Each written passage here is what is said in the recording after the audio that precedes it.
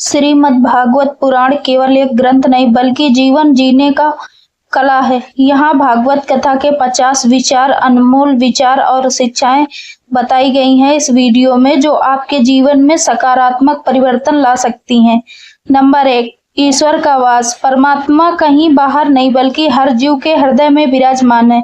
Number 2, सच्चा प्रेम। निस्वार्थ प्रेम ही भक्ति है। जहाँ स्वार्थ खत्म होता है वहीं से भक्ति शुरू होती है। नंबर 3, शरण गति।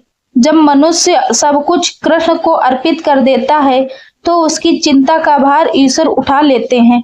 नंबर 4, नाम की महिमा। कलयुग में केवल हरि नाम का संकीर्तन ही मोक्ष का सबसे सरल मार्ग है। नंबर 5, विश्वास। विश्वास में ही विष को अमृत बनाने की शक्ति होती है। नंबर 6, दर्शन। मंदिर जाने का अर्थ ईश्वर को देखना नहीं बल्कि ईश्वर हमें देख रहे हैं, इस भाव को महसूस करना है। नंबर 7, फल की आस। कर्म करना आपके हाथ में है लेकिन फल की इच्छा ईश्वरी विधान पर छोड़ दें। नंबर 8, संयम। इंद्रियों पर विजय प्राप्त करना ही सबसे बड़ा जीत है। नंबर 9, अहंकार का त्याग। अहंकार ज्ञान को खा जाता है। विनम्रता भक्ति का आधार है। नंबर 10, पवित्रता। मन की शुद्धता बाहरी शरीर की स्वच्छता से कहीं अधिक महत्वपूर्ण है। नंबर 11, दान केवल धन का नहीं, अच्छे विचारों और सहयोग का भी होना चाहिए। नंबर 12, सत्य। सत्य बोलना तपस्या है और सत्य को जीना ही धर्म है। नंबर 13, क्षणभंगुरता। यह संसार और शरीर नाशवान है, केवल आत्मा और परमात्मा का संबंध स्थायी है। नंबर 14, दुख का कारण। वस्तुओं और व्यक्तियों से अत्यधिक मोह ही सारे दुखों की जड़ है। नंबर 15, मृत्यु। मृत्यु अंत नहीं बल्कि एक नए अध्याय की शुरुआत है और आत्मा का परिवर्तन है। नंबर 16, समय।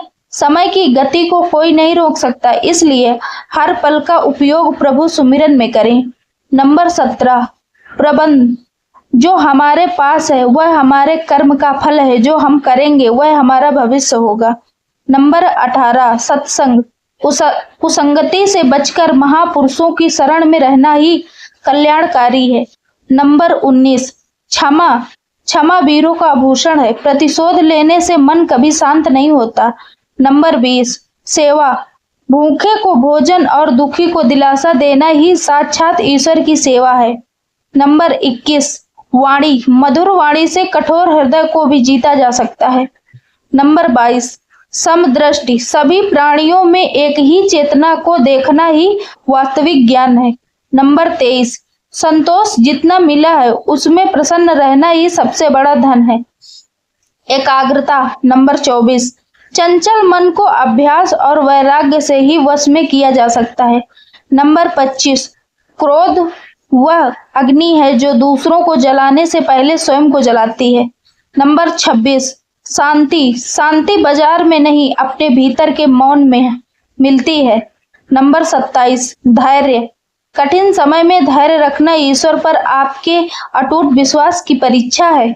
नंबर 28, परिस्थिति का बोध। मृत्यु समीप जानकर डरना नहीं बल्कि जागरूक होकर मोक्ष का मार्ग खोजना चाहिए। नंबर 29, प्रहलाद की निष्ठा।